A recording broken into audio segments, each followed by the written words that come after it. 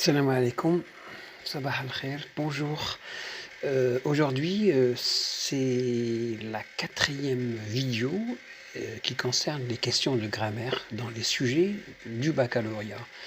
Nous allons ensemble voir les différentes questions qui reviennent dans le baccalauréat et nous essayons avec vous de les expliquer et de donner des exemples. Cette question, elle est toujours présente au baccalauréat. Moi, ce que j'ai trouvé dans les différents du baccalauréat, la question, elle est toujours là, elle est toujours présente. C'est qu'on demande au candidat à qui renvoient les pronoms.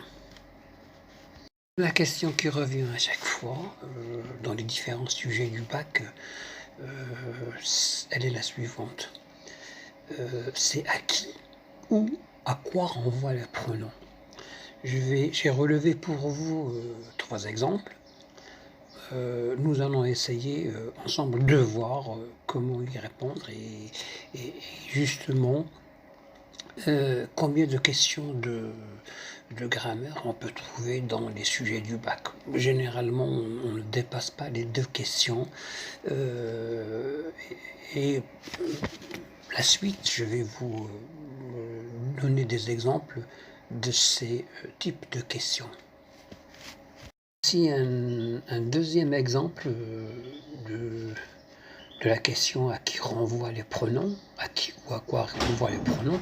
Et là, la question est plus claire et plus nette. On évoque ici les indices de personne, c'est-à-dire on vous explique mieux dans la question que les pronoms choisis renvoient à des personnes et non pas à des objets. Là, la question un peu, elle est meilleure et elle est explicite, elle est claire.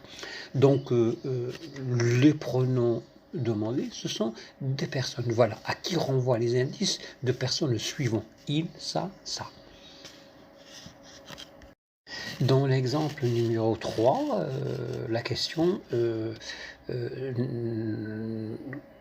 qu'on pose ici, c'est à qui ou à quoi renvoient les pronoms. Là, vous avez 2 pronoms, un pronom personnel et un pronom complément d'objet direct. Donc, c'est à vous de voir à qui, généralement, il renvoie. Bon. Le il, c'est sûr, il peut, dans la plupart des cas, renvoyer à une personne et le à un objet. Enfin, en tout cas, dans cette question. Voici d'autres questions qui reviennent parfois dans les baccalauréats. La première, elle concerne les rapports logiques entre les phrases. Donc, quand on parle de rapports logiques, soit on demande à l'élève de commencer la phrase ainsi, ou bien qu'exprime un mot, comme le cas ici. Donc toujours on parle des rapports logiques entre les phrases, la cause, la condition, la conséquence, l'opposition et ainsi de suite. Donc cette question aussi elle est fréquente au baccalauréat. Dans l'exemple numéro 2, là vous avez une question qui renvoie à la conjugaison. On vous demande quelle est la valeur du conditionnel dans la phrase, dans les verbes, et là on donne 3 verbes. Vous savez toujours que le conditionnel il exprime soit une éventualité, soit un doute ou bien une certitude. Tout dépend du contexte, tout dépend de la phrase. Là, j'ai encore trouvé une autre question qui concerne la ponctuation, et là, c'est un peu simple, même si ça renvoie au cours de la première AS. Là, on vous demande de dire quel est le rôle des 2 points dans le troisième paragraphe. Ici, on vous demande est-ce que c'est une explication, une énumération ou bien une définition.